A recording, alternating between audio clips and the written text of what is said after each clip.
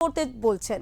প্রাক্তন মন্ত্রী অরূপ বিশ্বাসকে এইভাবেই আক্রমণ করলেন বিজেপির বিধায়ক সজল ঘোষ।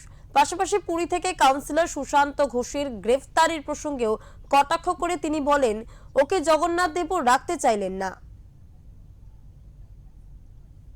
হঠাৎ এতদিন বাদে ওর ঘুম ভাঙলো কেন সেটাই আমি জানতে চাইছি।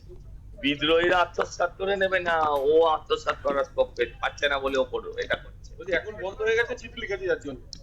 না, সে তো চিঠি লিখেছে, এখন চিঠি লিখে নিজেকে বাঁচানোর চেষ্টা করছে কিনা সেটাও দেখতে হবে। জগন্নাথ দেব এই পাপটাকে রাখতে পারলো না।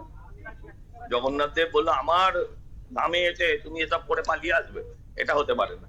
মানে দলের সবাই পরিবর্তন হয়ে যাচ্ছে, টিএসও পরিবর্তন হলে কি হ্যাঁ, কি গেল এলো, নিজেই দল পরিবর্তন করতে কখনো দিল্লি দৌড়চ্ছে।